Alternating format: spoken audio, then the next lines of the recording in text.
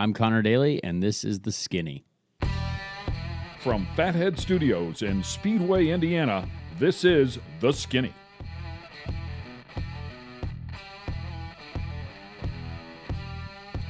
Welcome, ladies and gentlemen, to The Skinny, the birthday edition. Everybody sing happy birthday to Rico Elmore. Happy birthday, pal. Thanks, Happy pal. birthday. Thank you, thank you. Thanks for this beautiful place here. We get to come and have a little bit of fun. And we want to welcome one of the superstars in IndyCar. Conor Daly is in the house here today. Thanks for showing up, brother. Hey, thank you guys. Thanks for having me in this really impressive place. I know. Thanks, man. It's behind the innocent facade of a bookstore. Ooh. Oh, that's Batman, I think, right? I love it whenever you say, Superman. this is Amazon. Yeah. They should sponsor us because I do pump them up here a lot. So Anything you want, man. The stock just continues to rise. The whole world's going down thanks to coronavirus, and Amazon's probably going up. yeah, but they will have a cure in Yeah, one of those they probably have one test of those kits. One of those, They're selling hand sanitizer for $150 now. all those masks that used to be $1.89 Yep. are now $35. but they will exactly save your life, and yeah. if you want to wear them while mowing, they help as well. Evidently. So Exactly. Excellent stuff. So the guy sitting alongside here has some credentials to go along with him. We'll go back a little bit, probably around age 15 or 16, won Stars of Karting East, and I bring that up because that was a vicious series back in the day. Skip Barber champion, Star Mazda champion, Formula 2000 champion, won the Walter Hayes Formula Ford Trophy at Silverstone in England. First ever American to do that. Congratulations. So you've got some stuff under your belt, brother. Thank you. No, it's been an interesting life. I thought it was going to be a lot different. And when I was that age doing those things and winning those things, I wanted to have a Lamborghini by age 21 and a house. Didn't have either of those things. And, it's been interesting for sure. But I can't complain. No regrets, as they say. It's been a wild ride, and to be an IndyCar driver still is really cool. Yeah, well, you got to have goals. I mean, there's nothing wrong with a Lambo at 21. That's a good one. yeah, I've moved it to 31 now. That's what I've moved it to. So you've done some other things as well. Of course, you've enjoyed some success in IndyCar, but as of late, we've seen you inside of a midget. I had the pleasure of spotting for you last year. You were in a Lambo, and you actually won a race. That's not all bad. Yeah, no, we last year, was really interesting. Starting the year, I only had one race on my calendar. The Indy 500 with Andretti Autosport, which was awesome, really incredible chance. But then, we did the Lamborghini Super Trofeo Series as well, and I think our car won the most races in the season, which was really cool. We were third at the World Finals in Italy or Spain.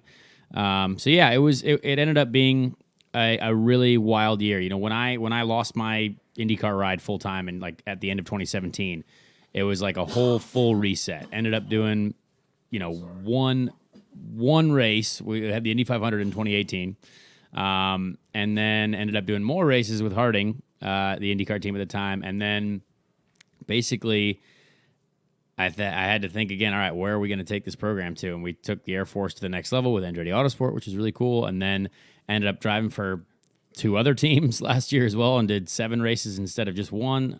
So it became a much busier season. Life has sort of started to, go back the right direction where I want it to go. And it's all really since I started racing on dirt as well. So maybe that's, maybe that's part of it. Yeah. Yeah. The missing piece of the puzzle. Yeah.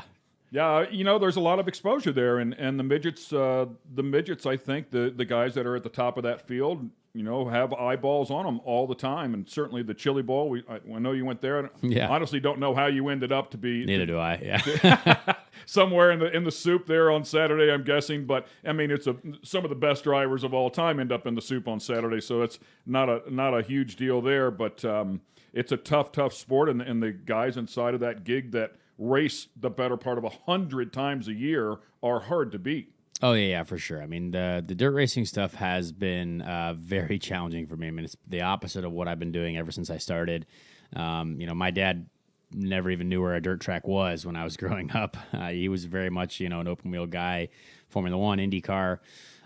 So yeah, it's been cool to try something. I was at a stage in my life where I was like, I don't really have anything to lose, so let's just try whatever I can do and whatever's, on the table to do. And that was it. So, David Bird made that happen for us, which is really cool. And he's been really supportive of that. And then Scott Petrie lately has been, anytime that we want to race, he's basically put a car out there for us, and it's been a really good car. So, it's been a lot of fun, but I don't know how much more I'm going to do. I think I've kind of it's really hard because as a driver, you're really competitive and you want to do well, but it takes years to do well against the guys that have been doing it for years. So it's I don't know if I want to, continue to get, beat up on the racetrack and just, go through that. But it is fun and it is enjoyable, and I do think I'm learning something from it. But thankfully I've got an IndyCar ride now where it's almost full time again, so that I can focus on that and be the best driver that I can be this year. Yep. I've heard that 1 or 2 years in the dirt will really help you on the asphalt.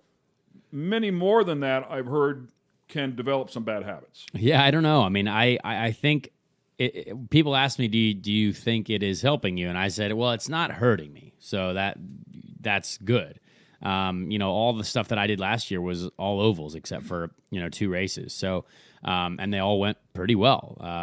Better than they have gone in the past. So that's a good sign. I think I am learning stuff from it. I think it's been a lot of fun, and we got to keep bringing motorsport fan bases together rather than separating them. So, if I can help out at all in doing that, then that's great. I've got to ask you, the word on the street, I think, coming out of 2019 is that you would secure a ride with Andretti and U.S. Air Force, and then all of a sudden the last PR that comes out, you go with Carpenter and you're doing all the road courses. And to throw a little caveat in, I've kind of heard a little rumor that there might be an oval track deal with Carlin. Yeah, I don't know about that yet, but the Air Force program, Andretti is an incredible operation, and they've got so many cars, and they as a business, they brought in Colton Herta. That's 5 full-time cars. So then where do we fit in? It just didn't work for the amount of budget that the U.S. Air Force had to spend. And Ed's situation was literally perfect, for how much the Air Force was able to, contribute to the program, for how much that they are able to get out of it. It's awesome. And I've known Ed for such a long time. He's a great owner. He's a great person. He's a very much tied to Indiana, almost as much as I am. And it's really cool to be a part of that team. Obviously, they show up at Indy every year with incredibly fast cars. I mean, the guy's been on pole 100 million times. He's had all 3 of his cars qualified in the top 4 last year, so that's crazy.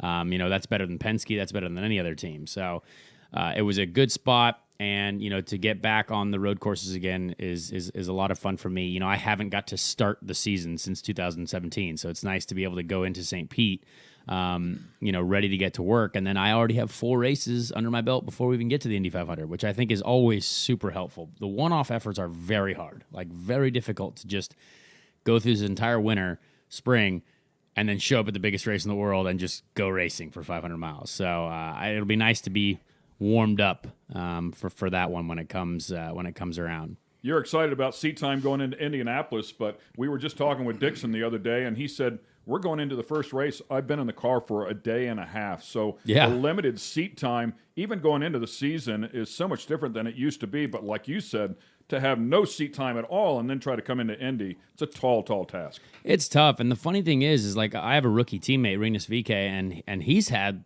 I think, 6 days in the car or 5 days in the car already, because the way the rookie days work and the way that whole situation played out since December, I think he's been in the car almost 6 days. And we got to Coda for the big preseason training, and it was freezing cold. It was raining all the time. I had 2.5 hours in the car, and then we tested at Sebring this week, and then now we're going racing. So for the veterans, like Scott said, it's we've had a day and a half. And there's a lot of new stuff with the aeroscreen. It's you've got 60 pounds added to the car right above the driver. That changes the balance quite a lot. So it's going to be interesting to see how it all plays out. I think St. Pete is always kind of a bit of a gamble and a bit of a roll of the dice for a lot of people. But once you get 2-3 races in, then I think people start to really fine-tune what they've got. And work with it. And then Indy is the first oval with the aeroscreen as well. So that could be a really interesting, science project as well. Yeah, and that 60 pounds, from what I've heard, has really changed the balance of the car. Yeah, in the day and a half that I've had, it definitely has. And it's just odd. I mean, I had to make a new seat as well because I couldn't see anything in my old seat out of the aero screen, and it was too low because we've got vents now that kind of are above the steering wheel and on the top of the tub. So it's definitely something to get used to, and I think we still have some work to do. We've been on the simulator like 6 days as well, trying to figure out what we want to show up with at St. Pete. And I hope we make the right choices, but yeah, it's definitely throwing a wrench in the whole program for sure. So who all's running St. Pete with you guys?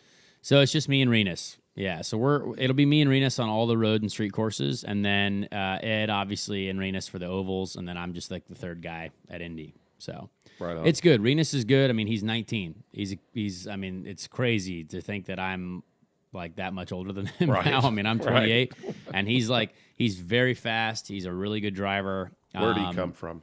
He came from the road to Indy, so he did all the USF 2000, Pro Mazda stuff like that, or what Indy Pro 2000, whatever it is now. Right. And he's he finished second in the Indy Lights Championship last year, so he's been on quite a rise. But IndyCar is a whole nother level, so there's going to be a lot that he's going to have to learn this year, and we'll see how it goes. Yeah, that's exciting. I mean, the last time, that was with our suite that's out at the track.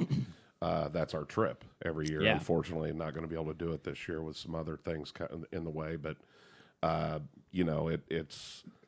it's always great. It's a great place to start, of course.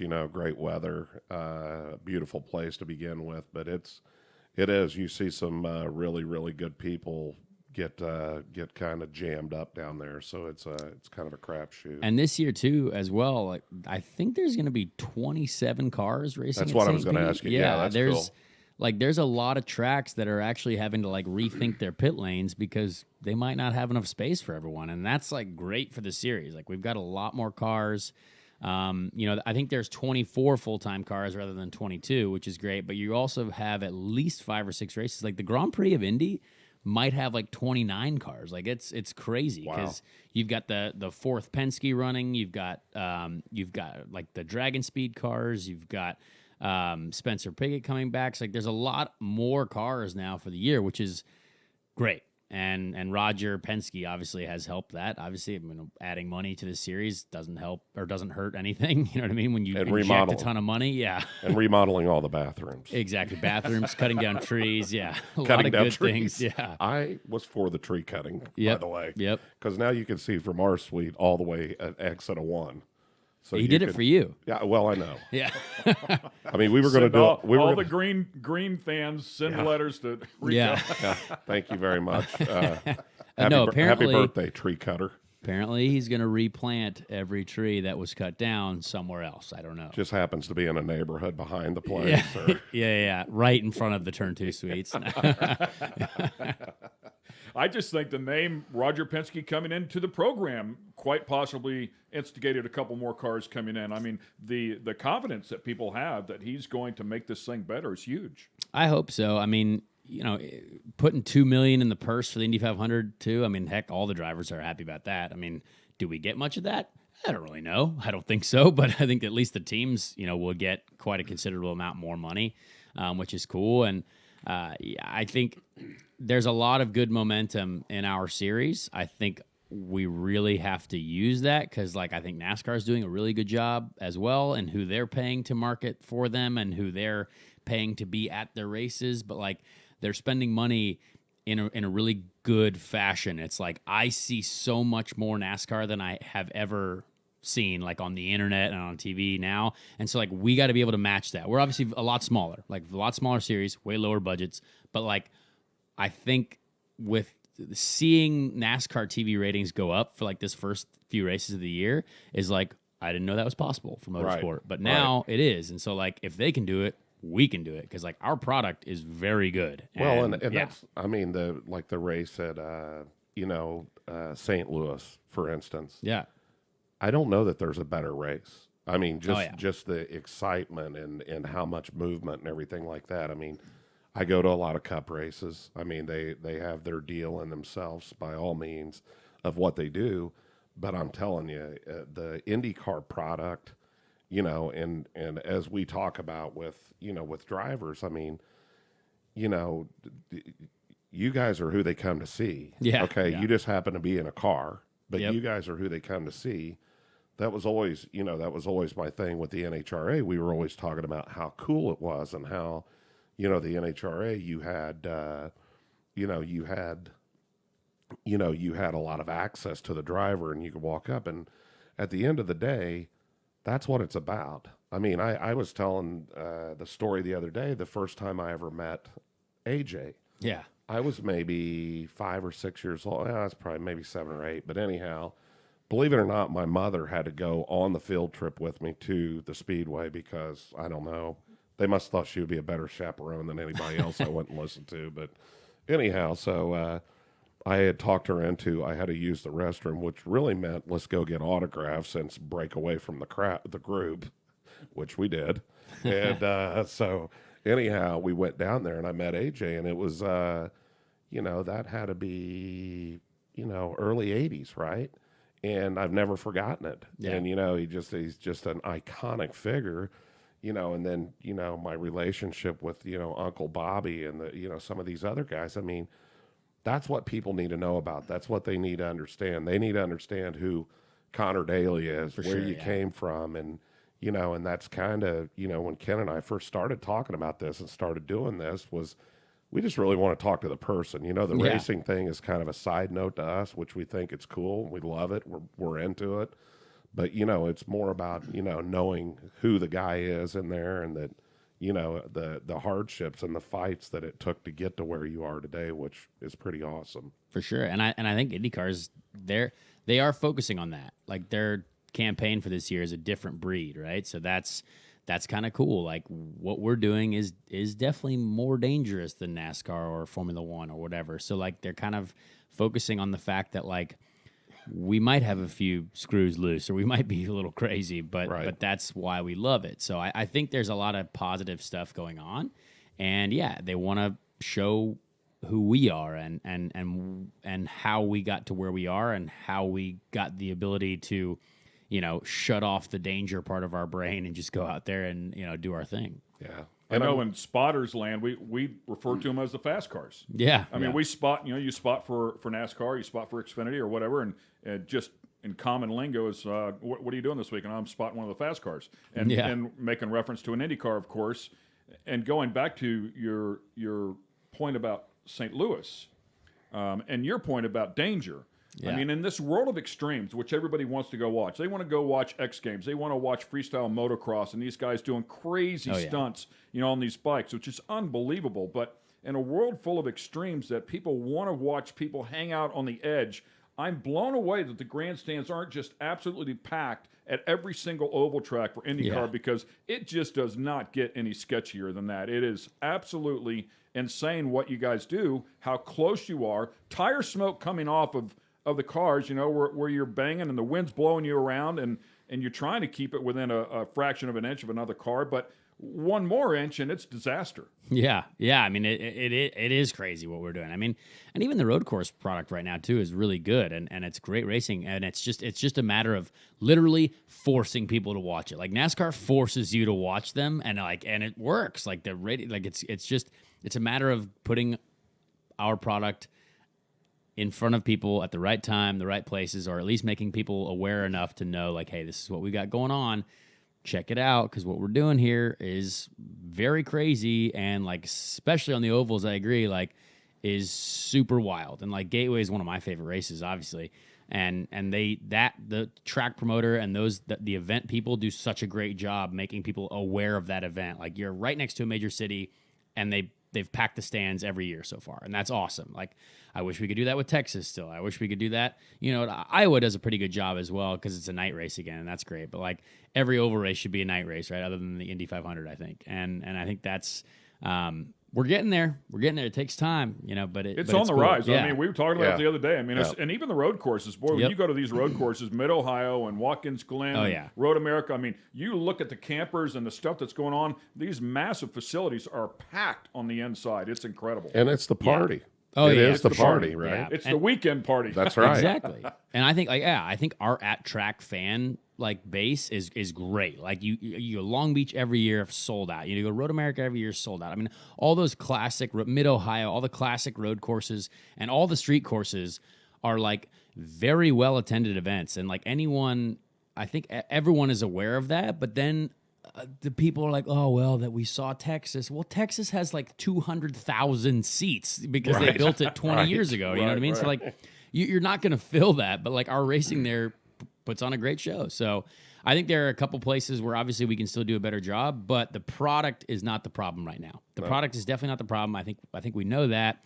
It's just a matter of forcing people to be more aware of what the heck we're doing. Yeah, and that social media as you talked about, I think in the beginning, just call it even a few years ago, so fragmented, everybody wasn't really sure what way do we go, how do we really approach this? Well, now, and also courtesy of technology, they're able to hone in on the audience that they want. They want that demographic, whatever it may be, that whatever the sport is that they want to hone in on. And now the technology has allowed them to really do that. And you're right. I think NASCAR has done a much better job. And no question, IndyCar is on it as well, so they can get that information right in front of the people that want to go and watch. Yeah, I mean, the deal that NASCAR did with like Barstool Sports, I think is like one of the best things that happened to NASCAR in the last 20 years. And it's the same with like Formula One and Netflix. Like the Netflix show for Formula One, best thing to happen to Formula One in my lifetime for sure. Yeah, I heard it's unbelievable. Oh yeah, I mean those are two things that everyone has Netflix. Boom, Formula One. What the heck's Formula One? I'm going to watch it. Well, this is awesome. You know what I mean? And like Barstool Sports, huge. I mean, a lot of people have differing opinions on it, but like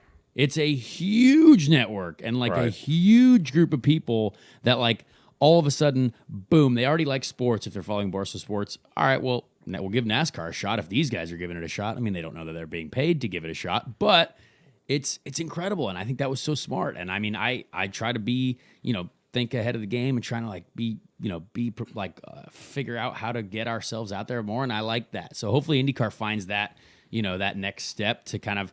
I don't think we're gonna get a Netflix show, but I think there's a lot that we can do, and there's a lot of new people in place for this season that hopefully can bring us a little bit more. I don't know viewership. that I agree with you. I think you could get a Netflix show, and the reason I say is watching that Formula One show. What's so cool about it is seeing that those are regular guys. Oh yeah, those watching the team manager for Haas throw F-bombs out like a banshee because he's pissed off and things aren't going his way. It's like, oh, that's a real dude. That's racing right there. That's behind the scenes, and seeing how hard these guys dig all the time. And they're doing the same thing that you guys are doing at IndyCar, and the same thing that mom and dad are doing at the go-kart track, with their kids digging hard growing up. All perspective. And it could easy be. IndyCar could easy fill that gap in, over here. And that's kind of the basis of this show. Right. We want to talk to you guys. Yeah. We want to know some behind-the-scenes stuff. People want to know, like, who are these guys? We see them in the race car. That's cool. But once you become a real person, they hear, you and Hinchcliffe going back at each other with whatever you do to each, scamming each other here and there, or whoever it may be. Oh, yeah. They want to hear that stuff, I mean, it's great.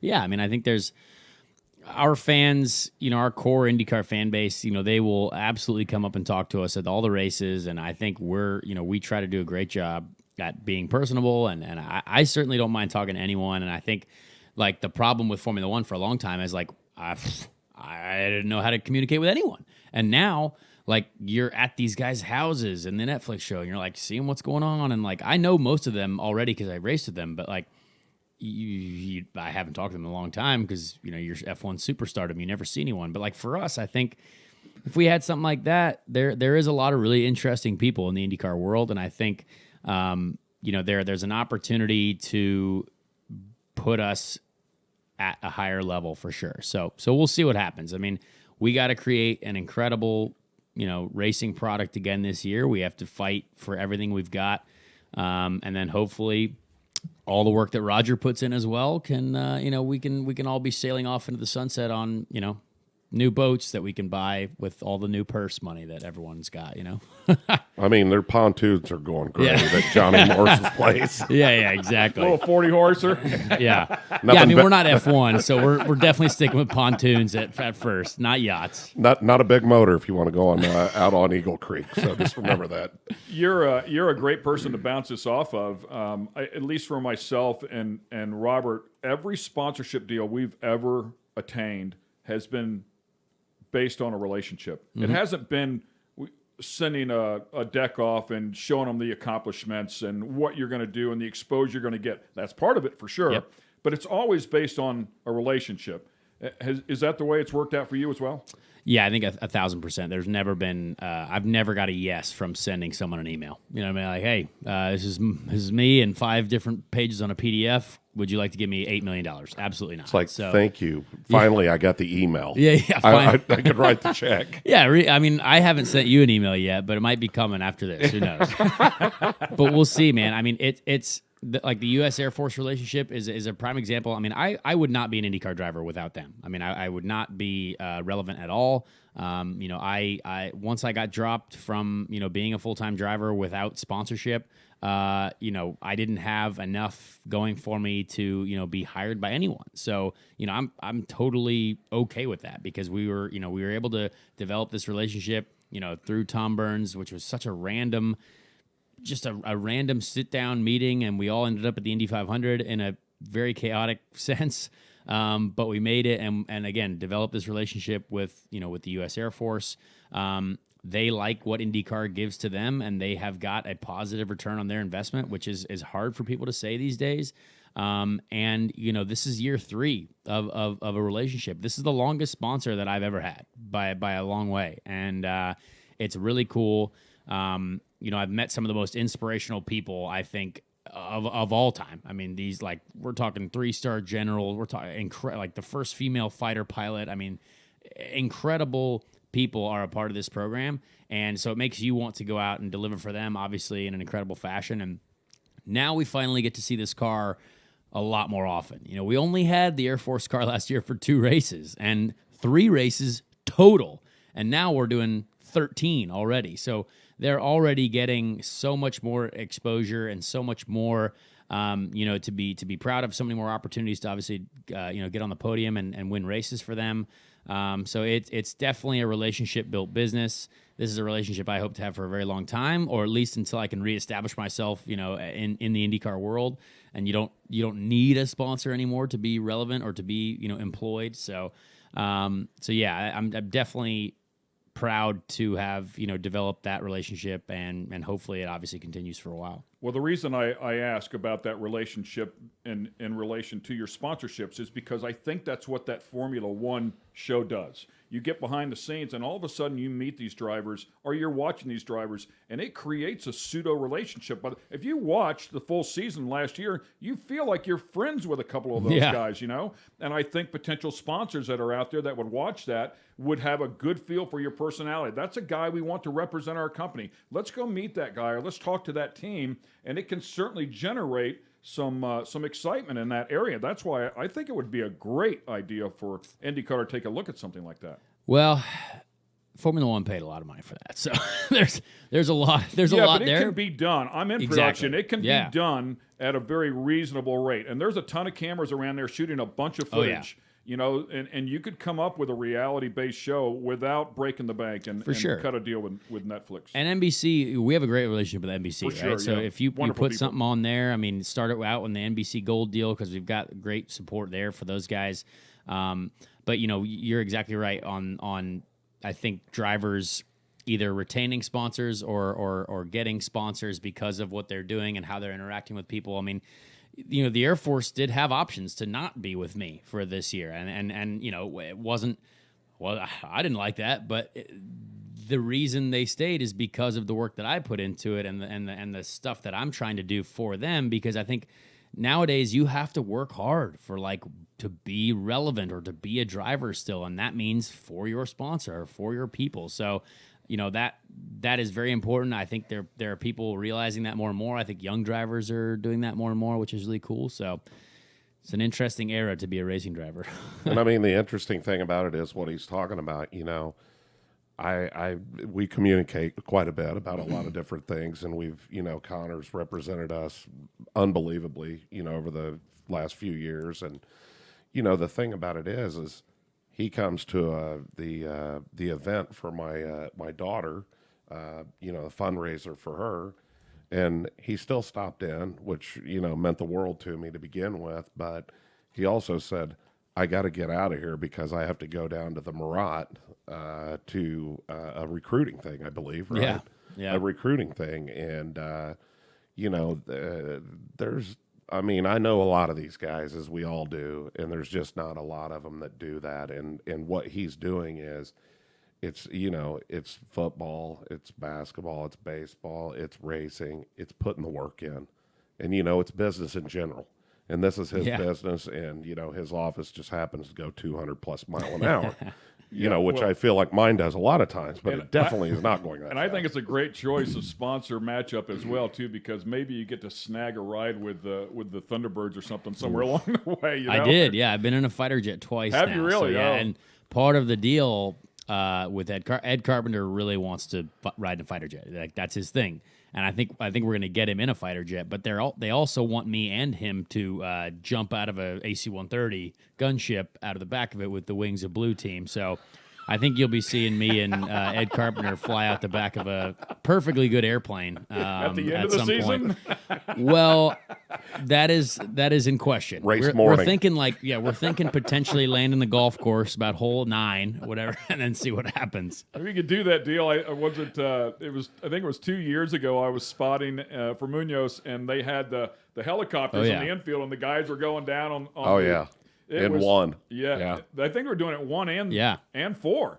Well, this year, the Air Force, they also sponsor Bubba Wallace, and so they had the primary sponsorship at the Daytona 500, and they threw him at the back of a plane, and he landed in the middle of the track, Daytona 500. And so I was like, well, they set a standard here where, I don't know, we're going to have to get some sort of FAA approvals to jump in the middle of the golf course or something in the middle of the track. Good. Or anywhere else, because I don't care. I'll jump out of a plane with them. I think it would be awesome. And Ed is all in on that too, which I did not know. I did not know Ed Carpenter was a wild man. Apparently he wants to ride in a fighter jet and jump out of a plane. So that's great. He loves ovals, so this should He's say very a lot. fast. Yeah. But, the interesting thing he's talking about, everything with the Air Force. I've had the pleasure to meet a lot of the people that, not all of them by all means, but a lot of them, being involved and being around the whole deal. And, the first combat fighter jet female, she is amazing with a great family as well. And, Hopper, that was, kind of the guy that was head over recruiting, since retired, but still, around a lot, good guy. The interesting thing about it is how excited they are with what he's doing. And that is an unbelievable sponsor, right? It takes away this is, this is super team, or this is you. And, when you finally have your sponsor, not a team, but your sponsor, that's what means something. And it's something to cherish. And, I mean, think about Chip for all those years with Target. Yeah, that's Target, a long time. Chip Ganassi, man. And, I mean, hell, whoever knew that would end? Yeah. You know what I mean? So I grew up in an era where I did not know Chip Ganassi Racing other than Target. Right. Like I was always said the way you said it. Yeah, Target Chip Chip Ganassi. Ganassi. This is how you said it. Ever since I existed as a human, that was it. And there were the same colors. There was like this cool stuff. And then when that went away, I was like, I don't even know what to do anymore. Like, how do we even say that? So do we go to PNC Bank and buy soap? Or Do you buy your Energizer batteries there now? I don't know. But yeah, and General Levitt, the 3-star general that you were talking about, first female fighter pilot, her son races go-karts. And so, she's been a crucial part of our program. Sadly, though, she will be moving on to another role this year. So, we're trying to get him, and as well, Major Ross McKnight, who's part of our program as well. They're as part of the Air Force, you got to move on to a different job or different, role. And so we're trying to obviously close out their role with some success here. So hopefully we can do that. It's exciting to see what's going on in the economy. It's exciting to see, when Dixon, we were talking with him the other day when he was in. The interesting thing about it is, you mentioned the road to Indy with these guys that are there. And, I think with Roger, and listen, there's nothing against the Hallman George family. I understand they had to be worn out. For sure, yeah. This was life. I mean, since they were born, okay? I mean, this is what they've been. And, at some point it's time to pass a torch. And you know what? Tony's the one that said, hey, we probably ought to talk to Roger and see if he's interested. And, your stepdad, Doug, being involved with all this. I mean, it's so exciting to see. I think the road to Indy will come back. And I don't know what that means. You would like to see some stuff come through USAC.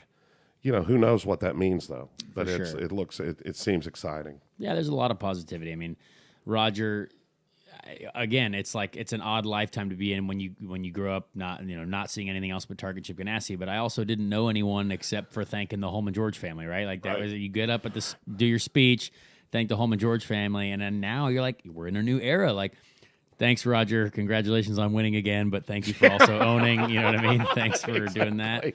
Why have you got a car in this and you? No, yeah. Why did your car have 50 extra horsepower? What's going on here? No, it's going to be cool. I mean, it's a wild era to be involved in, like technology wise, and where the sport's going and what's happening in the world just in general. So, but I'm excited, and it's going to be fun this year. I just can't wait to get just going. Finally, you're back in this deal. I mean, almost a full season run. And last year, as you said, started off shaky with just a little bit on the calendar. You end up pretty good, and you end up filling in a couple of times. But I want to talk about that Indy 500 race, because I believe it was just before the final restart where you were in the top 5, but were you third? We were 4th, I think, at a time. Yeah. Yeah, I mean, I'm watching you. It's like, dude, like he's got one put together here, and your car was good. Yeah, it was. I want to know what happened on that last restart. Yeah, so honestly, red flags kill people. I mean, it's terrible. The red flags, everything gets super hot. We'd been struggling with our gearbox all day, first to second gear, because you obviously don't use it that much except for pit stops, and our when we looked at the data, just going first to second gear just took triple the time that it should have, and that's what happens. Red flags sometimes. That's why I think drivers hate red flags. I hate it because everything just stops, and like all this well-oiled machine that's been going for 180 laps, and you shut it down, and so it gives you a lot of room for error. A lot of interesting things can happen. So it was a shame, but we still had a great day, and it was still the last 3 years have been every year I've been improving my best finish at Indy. So we want to keep doing that. Last year was my best qualifying. It was my best finish. We want to obviously continue to improve on that now this year, which I think we will. And honestly, I had never run that far forward in the race. So I was learning a lot myself. Like when we settled in and it was Josef, Simon, Alex, Ed, and me, I was like, well, this is exactly where I want to be. But it was a very different race from there, because if in my past, I'd been just trying to do anything, just trying to make up anything. Go from 33rd to 20th is a huge challenge in general. But we were now at the sharp end, so I put a lot of way in the back of my brain for hopefully this year, to where it's like, all right, now we're going to work on when do we need to pit for maximum fuel efficiency? When do we need to do this? How do I make a move on this guy? How aggressive do we be on restarts? Because there's a lot of really interesting stuff that I was able to pick up, and then now hopefully you can use, because there's a lot of the guys, they do that every year. But for me, it was like, all right, this is a new thing. This is a new group of people to race with, and it's a great group of people to race with. I like those guys a lot. So it'll be cool to hopefully be able to use that again this year. Yeah, and we bounced that off of Dixon, and that race in particular, the progression of that race and how much more aggressive it gets, really starting past the halfway point. But when you get down to the final 25 laps of that deal, they're 3-4 wide, down in the grass, and they're doing things with those cars that nobody thinks is possible. I'm not even sure they're possible. Somehow they get away with it. And you're up there hanging right with the guys, and had that red flag not come out, I mean, you had a top 5 working, and you were hanging right with those guys. So I'm sure you did learn a lot. Oh, for sure. And I mean, heck, I saw Will Power smack the wall out of 4 with 10 to go. I mean, he's still going, and he was fine. So but there's situations like that happen. You're like, yeah, this is the last 20 laps, and it doesn't really matter. You got cars bouncing off the walls, you got people all over the map, and that's sort of what was going on. And so I think I needed to be a hair more aggressive myself, because I was sort of getting used to making up spots on the restarts. But then we have this issue. Probably should have thought ahead, thinking, all right, the gearbox is going to suck, so we got to either screw everyone behind me and then continue to do something else. So again, a lot of stuff that you can build on, and it was fun though that whole day. I mean, it was a lot of fun to be a part of that event, that race with guys that are close friends, Alex and Joseph and Ed, and that's where I really that's what I took the most from, for sure. Do you feel like it put your name on the map? I'd like to think so. I mean, I think it certainly didn't hurt. I mean, we were up there quite a lot. I still have not seen the race. I apparently need NBC Gold to watch any of the races from last year. So I'm trying to wait on an NBC Gold pass for to watch any of the races from last year. But write it in your contract. Yeah. Come on, man. Yeah, but it certainly did. I think everyone judges so much in IndyCar off of the Indy 500. I've been on the podium before, and we've led a lot of races, but then everyone comes back to, well, Indy's always been tough for them. I was like, yeah, but there's 16 other races. Like if something can go wrong for people so often at Indy. I mean, Tony Kanaan took him 25 years or whatever to win the race, but the guy's still a champion. The guy's won so many other races, but everyone looks to Indy. So you always got to continue to just up your game there and, hope for a little bit of luck. But, my goal for sure is to finish in the top 5 next year. I mean, you gotta try and, again, go from, happy with top 10 to now we want to be top 5 or potentially fighting for the win. And that would be, pretty rewarding. Well, the guy that the Chili Bowl kept getting away from. Yeah. He was on our show and won the Chili Bowl. And then he won. There you go. It happened. So, I mean, isn't it amazing to think that Kyle Larson, exactly, right? That guy has been doing that for so long, and he's so good. Nothing he hasn't won. Yeah. I mean, and he is unbelievable. Yeah, unbelievable. And I mean, it was.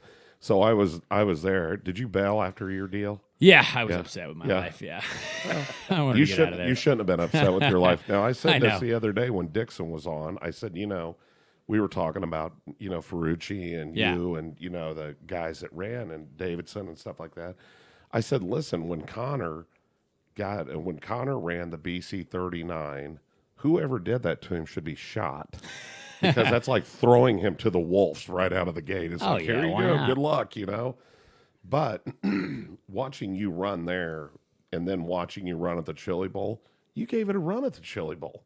And I mean, it was fun. Listen, the people that were behind you had been doing it a hell of a lot longer than you. Trust me. Yeah. And I mean, that's just the way it goes. But you watch it, you look at people that have won that thing numerous times. Stewart, you got Swindells, both of them.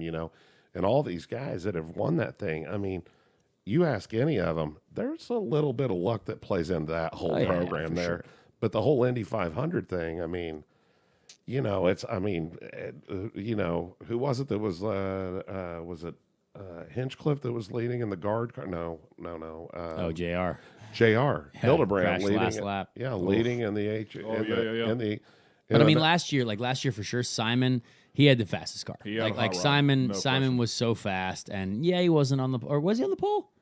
No, I thought he was on the pole. I thought he had a perfect month. Yeah, of May. it was. He won the Grand Prix. His car was so fast. But you know what? You still have to make the right moves at the right time. Right.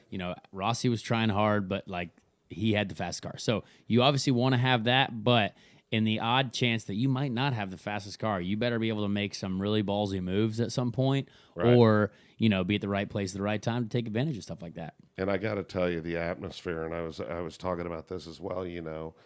The atmosphere at the Speedway for the month of May is, and I would, the Holman George family, I would give a ton of credit to Doug and his staff. The people that he's brought in, along with the help of Mark Miles and that group. But the Krisloffs, bringing in the entertainment, and somebody said, "Why do they do this snake pit? This is so stupid." And I said, "Well, here's the deal with the snake pit, right?" I said, "You have all these people that otherwise would never be at that. I would put about 99% of them would never be there. They show up, and you know what? What if 10% of them go, man, that was badass. We're going back to that." And you know what? I don't know what part was badass. I mean, there were people back in the day that went to the snake pit just to burn cars down. Exactly, and that was badass. But they still went back there for a good time. So, you know, and that's really what it is. It's turned into, it's not, and this is the same thing with St. Louis. It's not so much of a race as it is an event. The road course races, it's an event. So they have an event there where, you know what, you can camp and you can do this and you can do that. And that's the cool part of it. That's when you have a good time. You can get together with everybody. I mean, I was at Daytona this year. I was, you know, fortunately Ryan, you know, was able to come through his deal, Corey LaJoy as well. But, you know, I was at Daytona and we were set. I was up in the Toyota suite hanging out with them for a little bit on Sunday. And I was amazed with how many people were there. It was, and you know what? It was awesome. It was awesome because you know what? Those people were there. They were spending money that they maybe couldn't spend before, you know? So if you have people spending money that they maybe couldn't spend before, you know, now you have sponsors spending money that they wouldn't spend before. And the deal with, you know, bringing more cars, it's unbelievable. I was going to ask you how many cars you thought for St. Pete. And kind of the tour, you know, how many people will be touring or being on the tour this year. And I mean, that is awesome. And listen, you know, we need all of them. Okay. We need IndyCar. We need NASCAR. But, you know, we were talking about the Indy Lights series. You know, we were talking about Indy Lights when Dixon started. There were 30 cars, I think, or something like that he said. And, you know, now you have 30 cars. That's unbelievable. It's a great stepping stone. But you look at the way NASCAR did it, well, it's pretty hard to look at one of those cars and go, oh, that's a Cup car and that's an Xfinity car. Yeah. You know what I mean? So if that's the case, well, Cup, it's X amount of money to run. It's a big number. Well, if it's kind of the same car and really kind of the same engine, now you have a lot less expense moving from, you know, the Indy Lights series onto the IndyCar series. And it's a great stepping stone if they detune these cars or however they do it where, you know, IndyCar, you can only run so many races on one of these engines. Well, hell, maybe you can run the whole year if they tune them back enough. And it is a great stepping stone to come through, and it is the road to Indy. So I hope they get that back because I think it's important. I mean, I'm usually pretty well bombed by the time the Freedom 100 runs, and I'm not sure what they're doing. But it's a good product, too. One of the best races of the year. It is every year, man. It's unbelievable how close it is, right? It is. It is. Exactly. Wade Cunningham was, he was a pro at it forever. And I mean, even when I was doing Indy Lights, 2011, like both Josef and Newgarden and I were in Indy Lights teammates at the same time, and we still had 20 cars. I mean, that's where you had to be. Right. And that, that was the next step was IndyCar. And obviously Josef made it happen. A lot of other people made it happen. And the Indy Lights car is actually a great car. Like I did some of the development for it before it came out. And like, it's a great car. It's just a matter of, and the prize is incredible. I mean, you get to do, 3 IndyCar races or like enough budget to do that. And like, that's really good. It's a better prize than almost any other junior Formula category in the whole world. Right. But again, it costs $1 million to do it. I mean, it is tough. You got to have enough sponsorship or enough support to be able to do it, and there's got to be enough teams too. Right now, you've just got like Andretti, Ballard. Like, there's only like three teams, and then if you want to be with the fourth, it's like, do I really have a shot at winning here? So that's they've got to be able to get back to like having quite a diverse amount of teams, and I think they will. I really do, because as IndyCar grows, they're able to focus potentially more money on the ladder series. Because right now, I mean, like USF 2000, I mean, those guys have 30 cars every race. That's the first level of the road to Indy, but that is really strong. And those guys are racing hard. And then Indy Pro 2000 is even better now. Well, they have a smart program there with that F2000 tub working in Pro Moz or Pro Indy Pro, whatever it is. Whatever it's at the next that middle level. Same tub. It's the same tub. Yep. It's a brilliant move. I agree completely. Yeah. Good stuff. What year did you win at Long Beach in Lights? 2011. 2011. Yep. Yeah. It's a good time. We led the championship after the first 3 races, and then I went off to Europe and never that was came the back. old style car, right? Yeah. Everyone asks if I regret it, and I don't know.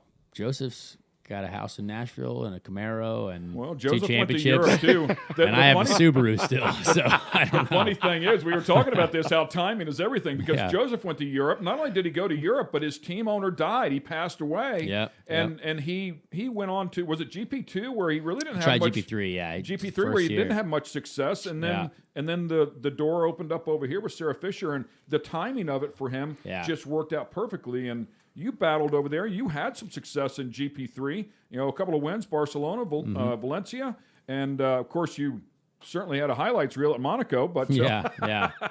But it's Joseph still. There's still no other young driver who has ever signed a contract like Joseph did his rookie year. He had a 3-year contract as a rookie coming out of Indy Lights. No one has signed a deal like that since. And I mean, like in the last 10 years. So like, that's exactly what you need, though, because like, did Joseph win any races his first year? No. Second year? No. Third year? No, I don't think so. Not till like year 4, and then like that's like it's hard. Like IndyCar is very difficult, and like imagine if Joseph was cast off year 1 because he didn't win a race or something. You know what I mean? I mean, this guy's 2-time IndyCar champion now because he had time to develop, and he had a chance with support of people like Sarah Fisher and Ed Carpenter, and then. And think of all the young talent that came up before him that were Indy Lights champions, and you rattle off some of the biggest names that never got that opportunity. It's true, and I think that's, you know, I hope to see. Obviously, now this year we've got McLaren who did, you know, who've got 2 rookies essentially with O'Ward and Askew, and I'm like, that's again probably the biggest deal that any rookie's got is to go straight from Indy Lights champion to, you know, McLaren, whatever it is now, Aero McLaren, Spam, whatever you call it. But yeah, it's. I hope that more teams look at the guys that coming through the road to Indy like McLaren did, be like, "Yep, we want these 2 young guys," because it's very much the Formula One mentality as well. And You're always going to be, go with the young hotness, right? Let's get these guys in. They're young and hungry. They're going to do the job, and I think they can do it in IndyCar as well. But you know, we'll have to see what happens. You know, and there ought to be some incentive to the team, right? Yeah. The road to Indy ought to have some incentive to bring them through, right? To pull them through there. And you know, free lunch at every race. Yeah, you know, you can get a cookout. Then Roger and Greg are the ones running the grill. It's a complex system, but you're right. All the fingers, all the spokes have to work together, and it is a complex way to try and get all of that happening. But if there's a way to do that, then that's the way. Yeah, and I mean, and here's the last thought here. You know, you're talking about the young talent and things like that. Man, look at Christopher Bell. Yeah, he was killing them in everything, and now he's in Cup, and he's like, you know, and I mean, he's supported by JGR, so it isn't like he's running anything bad. So, anyhow, Connor, thank you as always for taking time for us, and yeah, man, best of luck this year. Great to see you back behind the wheel, man. I'm excited. It's going to be fun. And, pleasure spotting for you last year, too. Yeah, thank you. No, I think it was a spotter that helped you win at Barber, for sure. It's a confidence-inspiring voice, this man right here. I'm not sure what that is. I have nightmares about it sometimes. He's like, let me get the race over with soon so that guy will stop talking to me. He's like, there you go. It's just like KO said.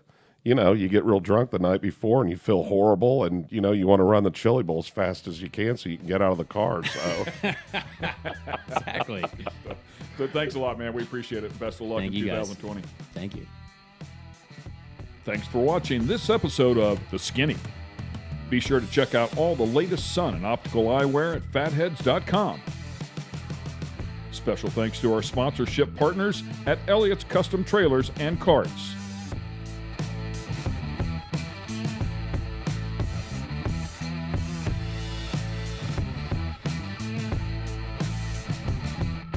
This has been a production of Fathead Studios. Please remember to subscribe.